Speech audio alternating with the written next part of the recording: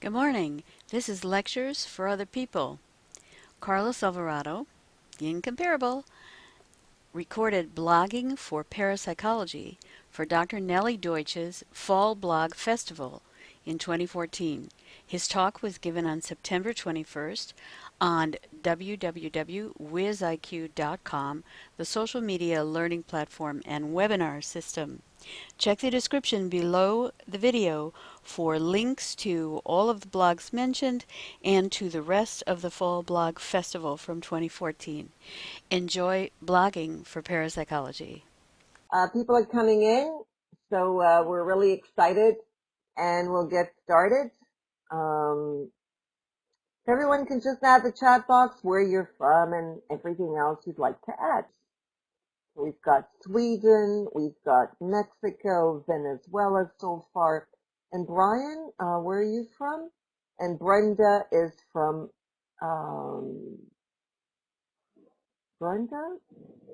Paraguay. Right.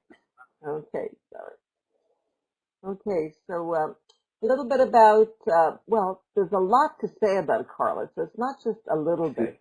It's just that I don't want to take your time, so I'm just going to let you start off. I met Carlos in 2013. Isn't that correct, or was it 12? I think it was 12, yeah. It was 12, right? Yeah. So people will be coming in as you go. So I'll put myself in the background. Hey. Hello there. I hope everyone can see me and hear me clearly. It's nice to be here. It's a very interesting group full of creative people, and it's nice to share my experiences in blogging. As you can see, my title is Blogging for Parapsychology, because the blog that I'm currently writing is about the field of parapsychology. So what I hope to accomplish today is just to give a summary of what I have been doing with the blog, but also a little about, what is parapsychology, so that you know a little about the content.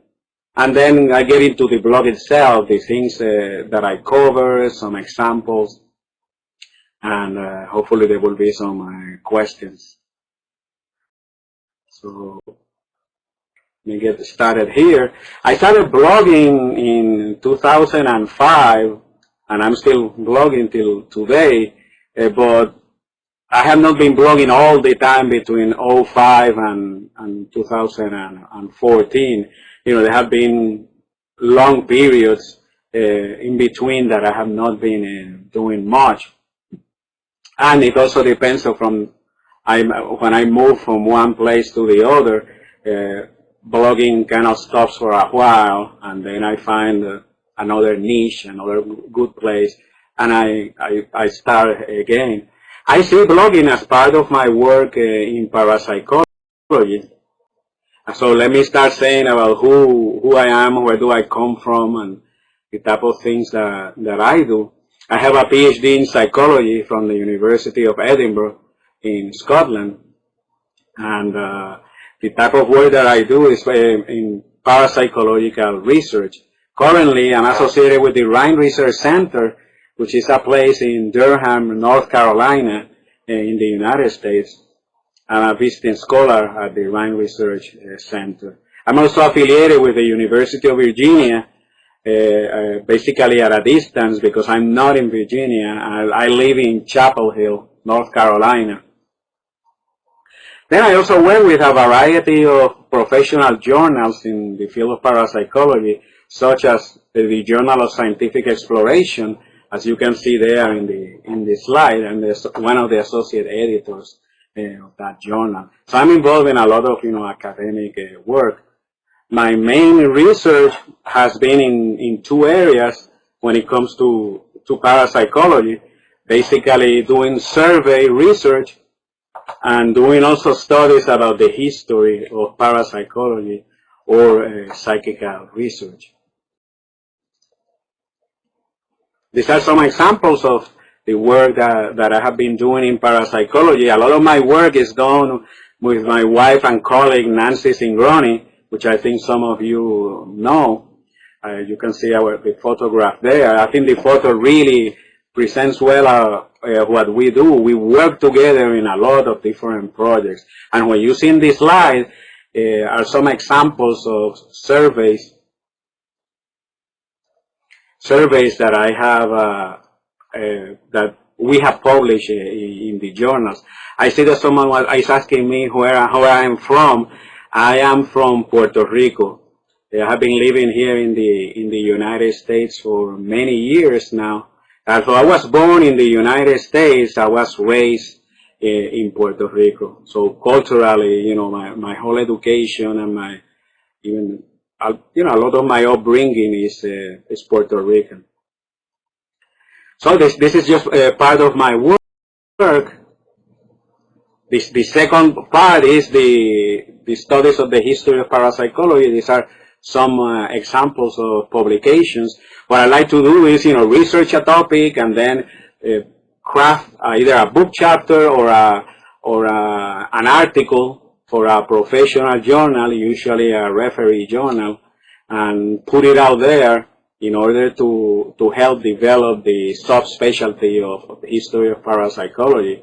And I have had a good experience in a lot of the journals, seem to be very interested in the topic. But I'm just presenting it so that you know my background, some of the things, you know, I have been doing. Let me say a few things about parapsychology, and then I will get into the specifics of my blog and why am I doing and the content of the blog and so forth. Parapsychology, in short, is the scientific study of psychic phenomena, and I will define what psychic phenomena are very, very soon. But basically, we try to do scientific work in the laboratory or studying cases, which are the experiences that people have in their daily life, people that had a dream about the future or some other experience that you basically collect the experience, you do interviews.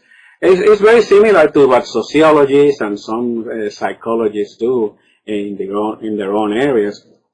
And we apply statistical methods or qualitative methods. In that sense, it is not much different from other social sciences. I will not get into a lot of the detail, but I just wanted to give you a feel of what the field involves. As to the actual subject matter, we have two major divisions, what we call extrasensory perception, which are those cases where someone acquires information about something that is happening at a distance most of the time, like someone feels an intuition that there is something wrong happening at home, and later they find out that there was a fire at home while you were working outside, or something like that. Some people have visions, some people hear things, other people just have feelings in the body that something is wrong, or it could be something more positive. But unfortunately, most of these experiences tend to focus on kind of negative events. Another aspect of the field is how can we, if that is possible, affect our environment physically. We believe that we have evidence of what we call psychokinesis, which is the so-called mind over matter effects, in which the whole idea is that human intention, your thoughts, can affect the environment. So in some experiments, you put people in front of a computer and you try to affect the functioning of the computer. And you accumulate thousands, or now with the technology, millions of attempts to do that. And later you do an evaluation statistically to find out if there is some type of deviation that will represent some type of effect that corresponds to the intention. That's a typical story. And several studies have shown very interesting results. There are many other phenomena that parapsychology gets into. Apparitions, when people see the figure of someone that they know that had died before, or it could be a person that is living. Cases of mediumship, that's very popular these days. The whole idea there are people that can channel information related to persons that have died. That has been around in culture from the beginnings of time, and especially from the 19th century on in modern society, it became a very interesting phenomenon that had a lot of social and cultural implications. But the whole idea is to try to study that critically, scientifically, and find out how we can, if we can explain what happens, or at the very least, because now we are very short on explanations, at the very least, show that there is something happening that cannot be explained normally. Well, I think we had a question. A lot of these effects on computers, we really cannot determine where the actual effect is. If you are affecting the hardware, or you're affecting what part of the system you are affecting. That's one of the problems that this field has, that we cannot do very specific types of measurement. The issue is not like, say, when you're studying electricity or magnetism, that you can actually measure the thing exactly. You can even put conditions in which the electrical current, say, will not flow. You can, with those forces, you can detect magnetism, electricity, and the like. You can detect exactly where they are and what they're doing, and even in what part of a machine something happened. In parapsychology, we cannot do that because the actual effect is really an unknown. We measure something that has happened at the end, but we do not know what is happening in between. And we have theories, and research goes on really slowly, but up to now we cannot be specific about issues like that. But anyhow, so you can see in this slide, there are many different phenomena, out-of-body experiences, when people feel that they are out of their body and they look around and they see themselves lying in the bed, as you can see in one of the photographs here in this slide. There are many fascinating phenomena that people experience. We hear about these experiences all the time. They seem to be very frequent.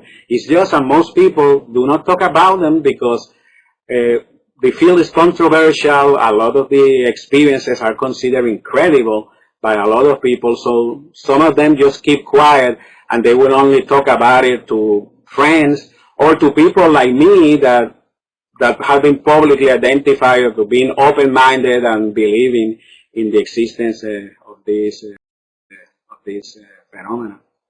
One thing that I always like to make clear is that not everything mysterious or everything weird is part of parapsychology. And here you have several examples, like the issue of flying saucers, meditation, hallucinations. Here there is a photograph of Bigfoot, but that's not the real Bigfoot, I must tell you. That's just a guy in a costume. So sorry, but that was the only photo that I could find. And the thing in the center that says Mr. Ed, Mr. Ed is the horse on the right that has a hat on. That's a TV program from the United States that became very popular. I think it was in the late 50s. Yeah, horse is a horse, of course. And the special thing about it was that the horse could talk. So he could talk he will talk all the time to the man that appears there in the photograph. Yeah, that was my favorite show also. So, it's an unusual phenomena in that sense. Of course, it's fiction. But things like that also are not part of parapsychology. The animal is also very intelligent. So he was highly intelligent and he could talk. And he could get his owner in trouble. It was a comedy, But the whole point of this slide is to show that, life is full of unusual events, all kinds of behavioral experiences, and not all of that is part of parapsychology. There is also the issue that appearances can be deceiving.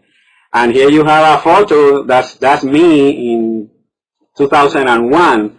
I was in a convention, and that's a friend of mine that took a photograph there, and he later sent me this photo, and he basically prepared the photo to show that figure like a ghost floating on the side, basically showing what Photoshop and a lot of the modern computer technology can do to fake photographs.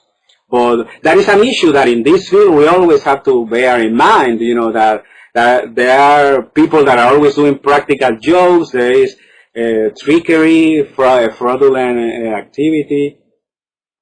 And so that's part of what we in parapsychology need to consider. This brings us to the next slide, which is the whole issue of that parapsychology is very controversial. Yeah, the topic of deja vu has been studied in parapsychology. Currently, most of the people that study it, and there are not so many, are more in psychology. But the boundaries are not set up in stone. You know, a lot of parapsychologists are also psychologists. And when they do surveys, for example, asking groups of people about experiences, one of them is a question about deja vu, you know, the sensation or the thought that you have seen or experienced something before. A common experience is, you know, you visit, you are traveling, you're visiting a historical house someplace, and when you enter the place, all of a sudden you have an amazing sense of familiarity. And you feel, you know, I have been here before, this place I recognize it. It's very familiar to me. Most of those experiences are like that. A smaller number of them, people can tell even more specific things, such as, you know, the different rooms in the house, and it can get very specific. But yeah, that also has been studied. But as you can see in this slide, you know, there are whole books devoted to the whole issue. That parapsychology is very controversial, and that's something that I always keep in mind when I'm doing my blog, because, you know, I don't want the blog to be a place of people fighting or being a place full of negativity. And believe me, this type of controversies can get very nasty and very negative, and that's something that I kind of try to avoid in the blog. But it's a reality. It's something that cannot be avoided. There are people that believe in these things. There are others that disbelieve completely, and plenty of people that are in between, like a lot of things in life, of course. So that's just a general background of my involvement in parapsychology and what is parapsychology. A whole presentation could be done only on the specific aspects, and in fact, that's part of the things that I do. I teach online courses with Nancy, like you see here, her photo, on a lot of these aspects of parapsychology. But now I want to get into the issue of how did I start blogging? Well, it was Nancy's fault. What can I say? She's the one that got me into it. So I was influenced by her. As you can see in the left, you see her saying, "I think you will enjoy blogging." And actually, this may be a little humorous, but it's true. That's basically how it started. You know, she has always been ahead of me in anything related to technology, to computer technology, and particularly the web and blogging. And I remember some years back that she started saying, like I have here a picture, "I think you will enjoy blogging." And she repeated that many times. And when I say many times, I mean hundreds or maybe thousands of times. And I'm not exaggerating. But eventually, you know, the idea got into my mind. Also at that time when I was surfing the web, and I saw the power of the web, which is something, you know, that I'm still amazed, even though we're familiar with all these new ways of communication, they're still very new, and that's something that a lot of people do not realize. That, let's say, people of my generation, we were not born with the web or with this ability of do blogging and use these means. So for me, it was a question of discovering it, and once in a while, I like to kind of stop and put myself one step back and basically appreciate how marvelous this technology is and the actual reach that it gives to us. But anyhow, Nancy basically helped me from getting into the computer, even as simple as it is, as turning the computer on, then word processing, emails, web use, web surfing, and finally blogging. For me, that was you know, how the process happened. And then I found that I started enjoying myself actually doing the blogging, and that's why I continue. For me, in many ways, that has been the main thing. If I had not enjoyed myself, I probably would have stopped, but I found that it was nice to be in contact with other people, to put some ideas out there, and it was fun, and in doing it, I kept learning about many other things. So why did I start blogging?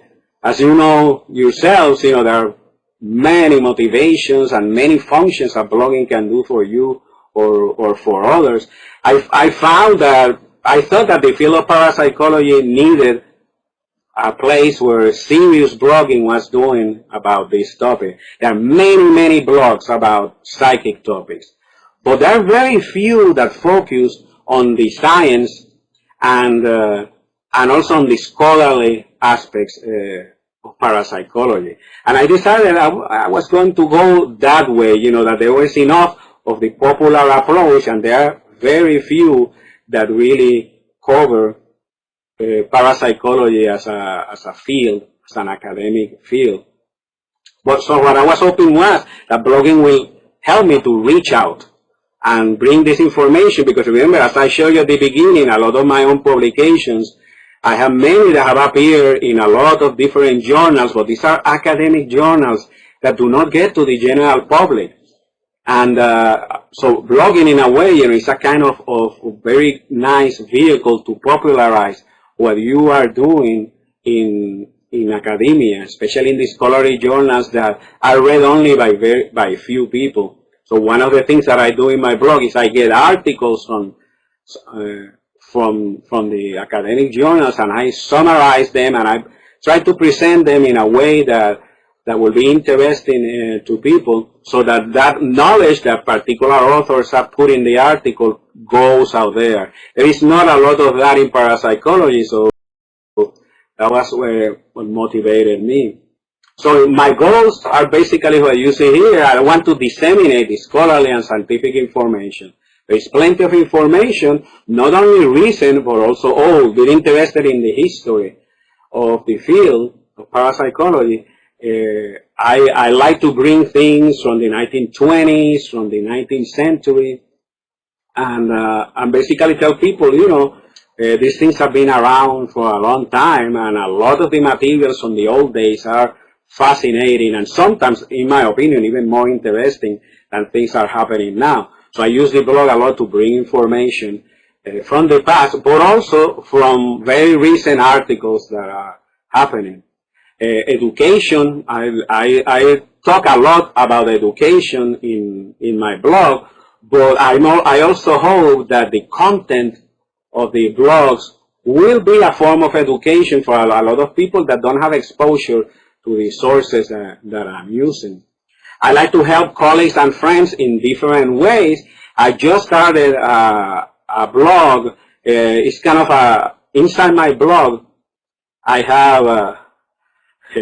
have a particular series of things. I just started one that is called author interviews. And it's I basically find that a new book has been published, so I contact the author. Since I know a lot of these people in the field, I know most of them, many of them fairly well, so I basically approach them and say, I would like to interview you about your book. And I'm doing that because I want to help to publicize the book so that the book sells for the author, and also the message goes around, and at the same time it helps me to do all the other goals that I want to do in terms of parapsychology.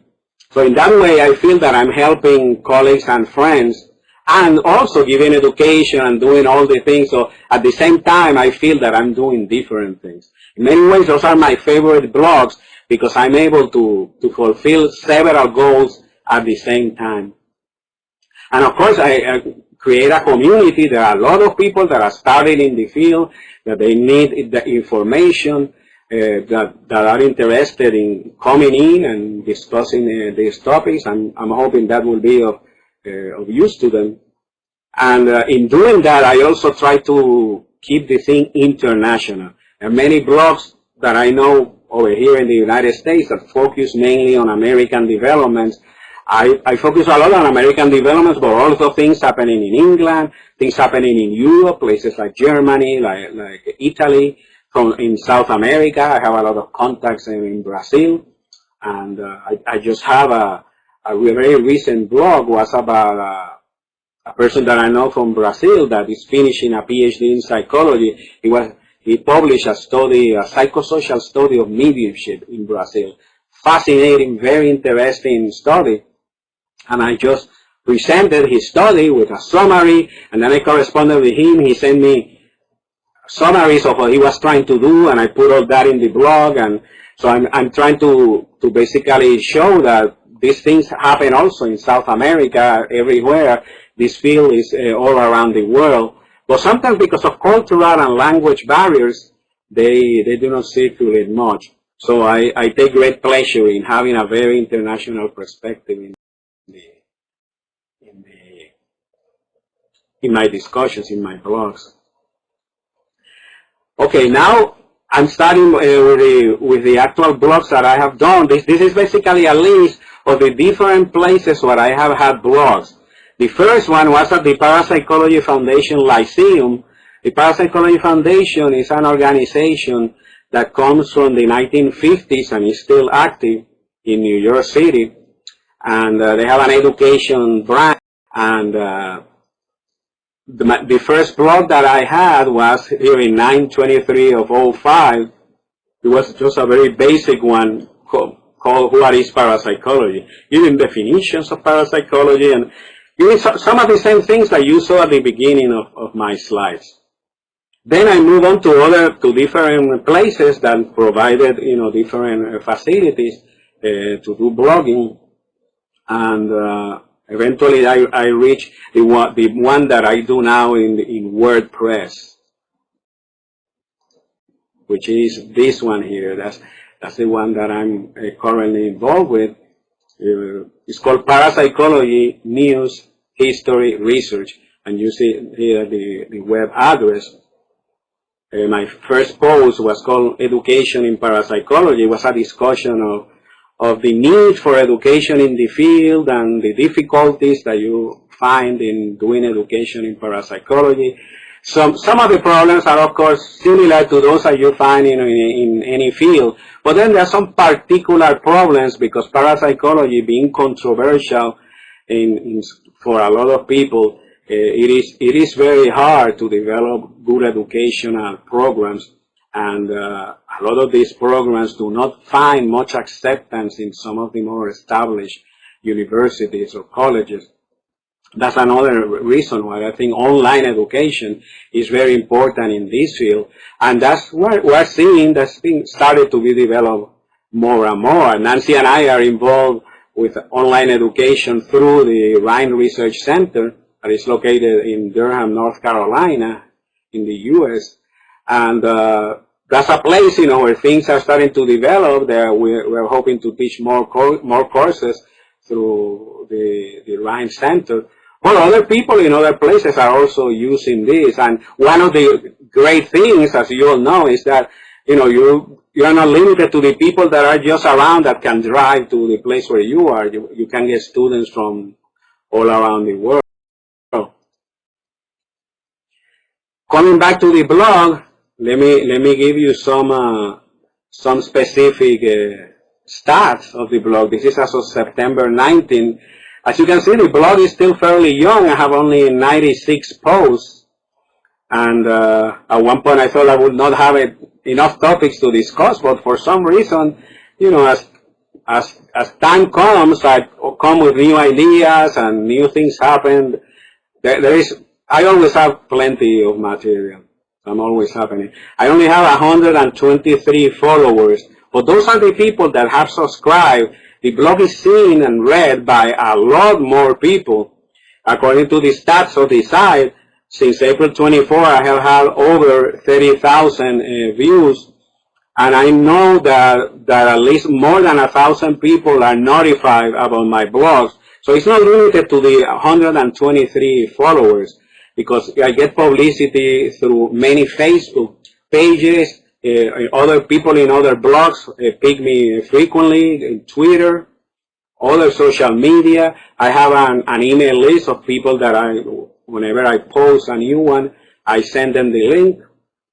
And then there's some private parapsychology discussion list that I'm always writing to, giving the link to the last blog, just to maximize, the publicity and getting more people to read it.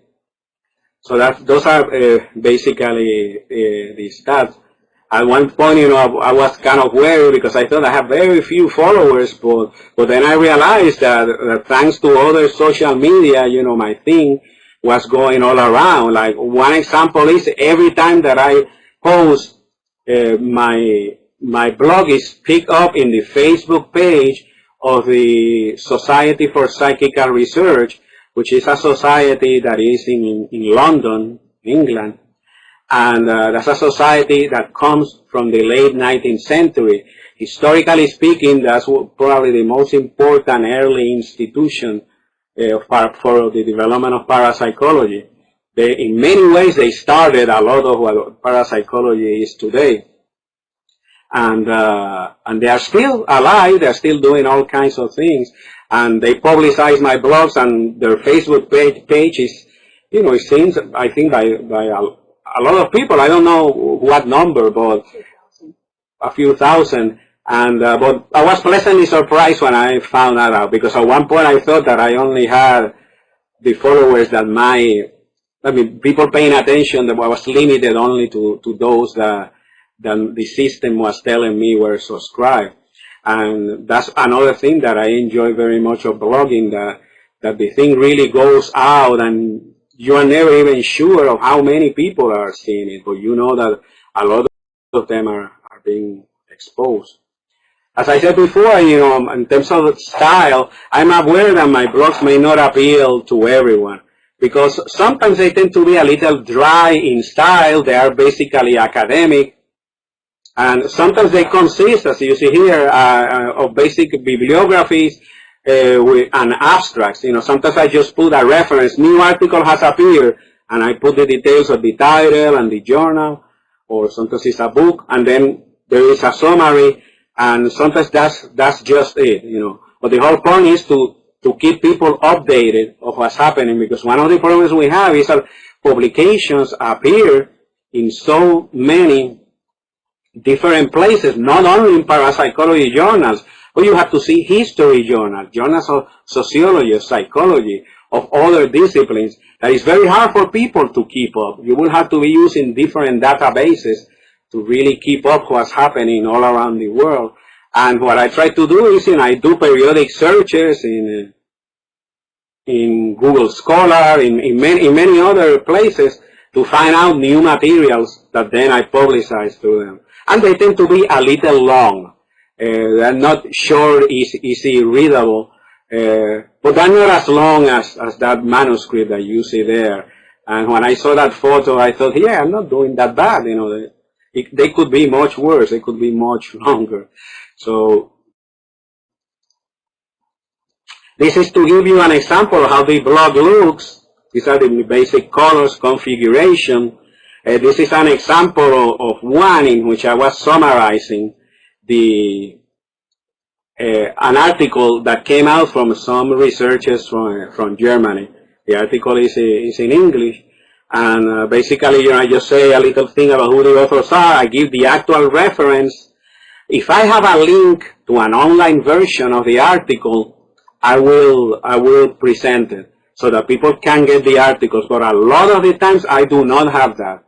And a lot of the reasons for that is that many recent publications, a lot of the journals, for copyright reasons, they don't want to have their articles floating out in the web for free. Their commercial interest. So in those cases, what I do is I try to get the email of the author, or if there are more than one author, I get the first author, and I just put it there, hoping that if the reader is interested in getting the article, they will just contact the authors. But this is just one example of not so recent. This was one from July 31st. The actual content, I discuss the topics that you see here. I talk about people in the field, people that are involved in the field. Most of these are researchers that are doing something. And I will get into more detail in the next slide about that. I present news, and most of the blog is about that. News about all kinds of things, books, articles, conferences that are happening, research, current research, digital resources. Now there are a lot of virtual libraries available. In fact, I have one of my series of blogs, and now I have published like 6 or 7 parts of that blog. It's about digital collections. And you can find everywhere in England. They're based in England, they're based in Australia, in different places, in France, like the Gallica project from the National Library in Paris. And basically, I found specific titles that are related to parapsychology, most of them historical, because of copyright issues. You know, they cannot scan and put the books that are very recent. But I like to let people know that these resources are out there. And I think that that's a service that I can provide, and I enjoy doing it. Also, I talk about different organizations and groups. That's generally about the news. And then a few other topics that you can see now in more detail. Oops, this slide, the numbers move a little, but this is the content of the blog. It's not completely up to date, but actually yes, it is. When I first prepared it, it was I added like 6 new blogs afterwards, but before I sent the slides to Nellie, I went back and I added the numbers here. As you can see, most of the posts have been about recent publications, and that's mainly articles. There's so many articles published all around, and what I do is what I show you in the previous slide. I present the actual reference, authors, title of the article, the journal, the volume, page numbers, all those details, so that you can find it, and then an address for the author, or if I have the link, and the link for the actual article. And now there are a lot of these open access online journals, and when I do a lot of them, I just give the link and people go directly to the article and they can read it if they wish. But most of what I have been doing, as you can see by the numbers, is just informing people about that. Then what I have a section, the headings, these are the topics that I use to classify and to file all the blogs. One of these topics is what I call people in parapsychology. And about 90% of those, and I have done only 16, 90% of those are interviews. And the interviews are called, people in parapsychology, number 1, and then the name of the person. And what I do there is I have 5 questions in which I interview people, because I want these researchers, many of which are not very well known to the general public, I want them to be better known. And I ask them how they got interested in the field, what are they doing now, if they have any future projects, why do they think that parapsychology is important. And that's a fascinating question, because people have different views. You'll find from people that say, well, because I think it tells us a lot about spirituality and about the nature of human beings. A lot of people say that, but then for others it's a much more practical thing, like saying, oh, it's a neat field, it's very interesting. But many of them do not have a lot of metaphysical preoccupations or interests. But that's exactly what I want to bring out. I want to show the variety of people that are involved in this field, and by doing that, to show that this field, like any other field, is formed of the people that are actually involved, and we are similar and different, but when we come together, we really bring a lot to the specialty. So that's really what I do, those interviews. I have the next one I plan to do is from researchers in Japan, which is a very interesting man. Digital resources, as you see there, is what I said, digital collections that are mainly housed in universities, or sometimes are private projects all around the world, of all kinds of books and articles, mainly published before 1923 or so. Because of copyright, they cannot have a lot of the more recent things. But certainly, there are other places, especially the places that you pay a subscription, that have more current things. I tend to emphasize more those resources that are free, because I want to help those projects as well. And sometimes it's hard. Those places depends on grants or on people that love the subject matter and get so immersed that they devote their lives to that. And I see that my blog can help those efforts. I talk about conferences and other events. The other events could be lectures. Sometimes the Rhine Research Center that I'm affiliated to has a conference, or sometimes they have just a lecture about some topic, and I write about the topic, I say a little about the presenter, and I try to publicize it. Then there are many other topics, as you can see: education, writing history, organizations and groups. And the last one, voices from the past, which I have just very few.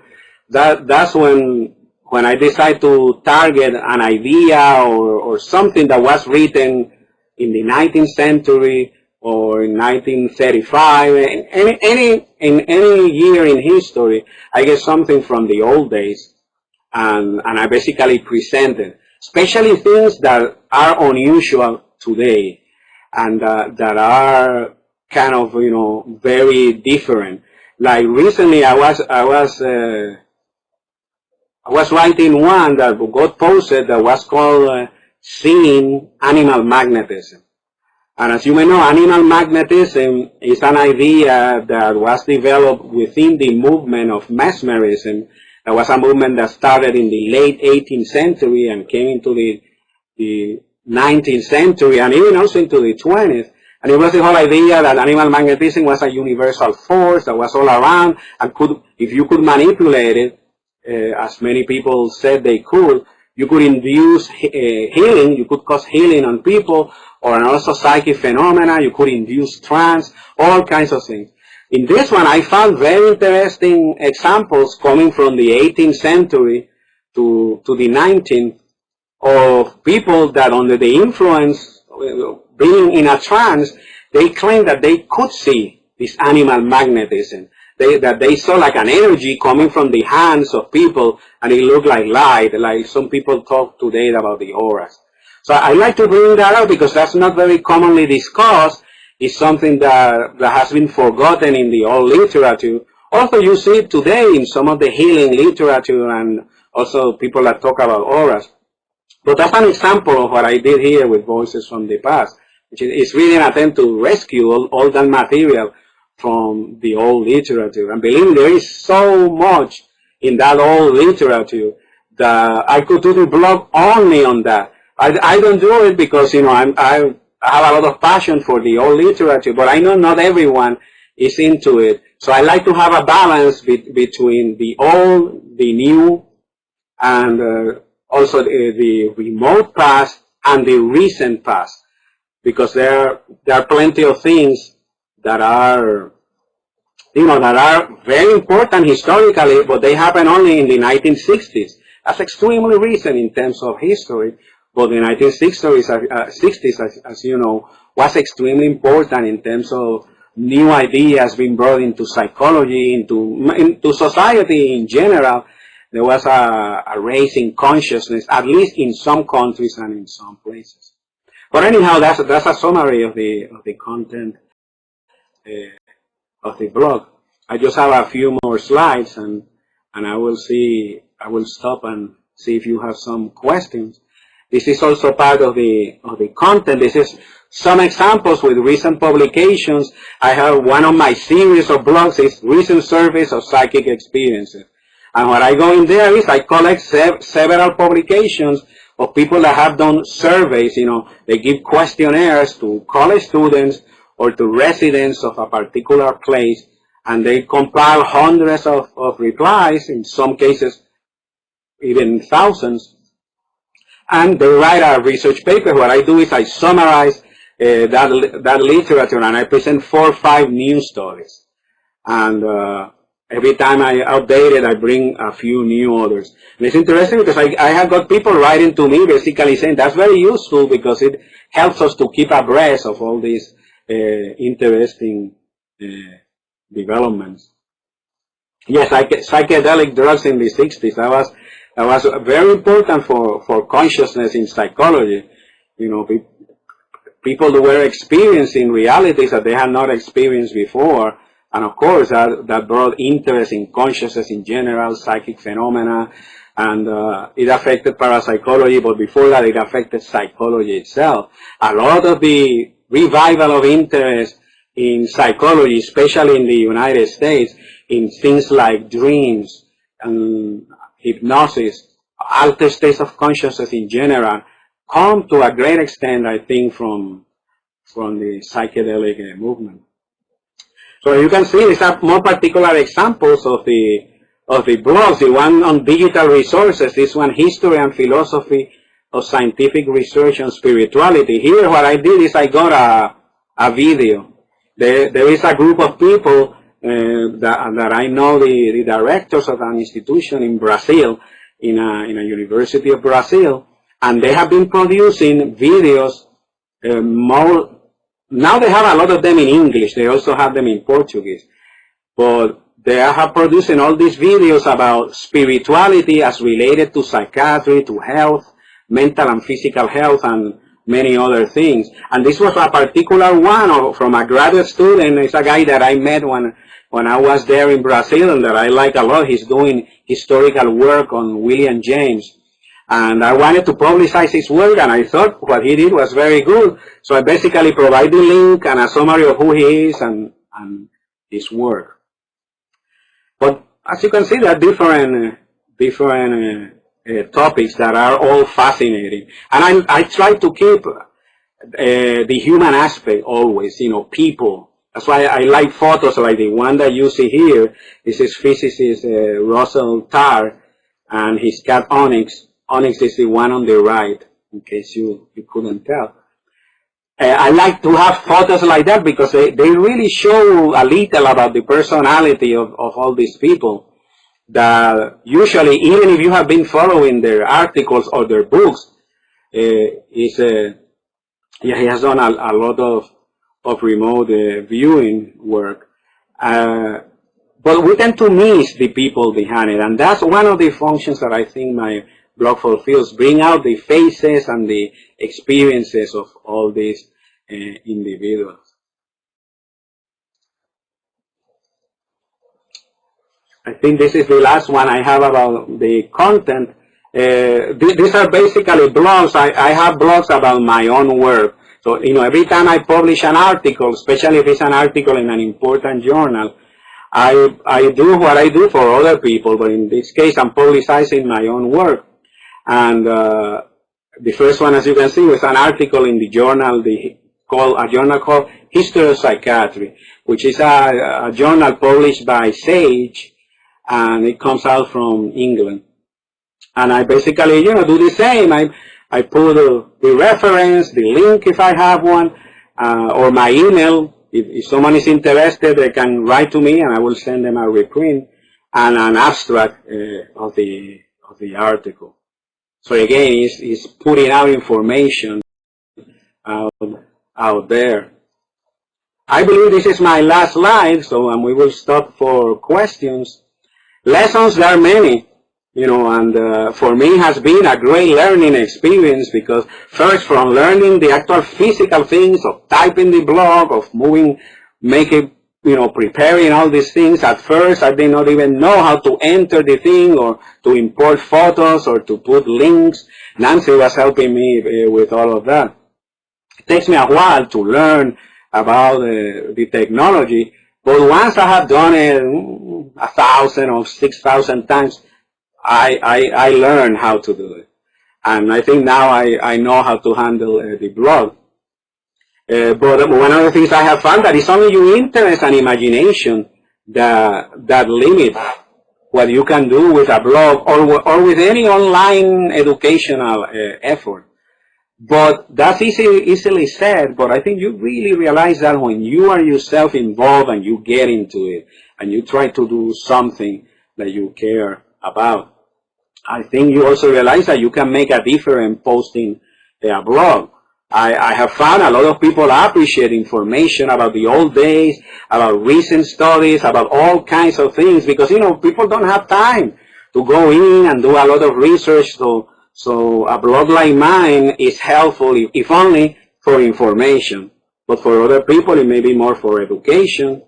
And for others, is to look for alternative views, excuse me, about reality, about our current society.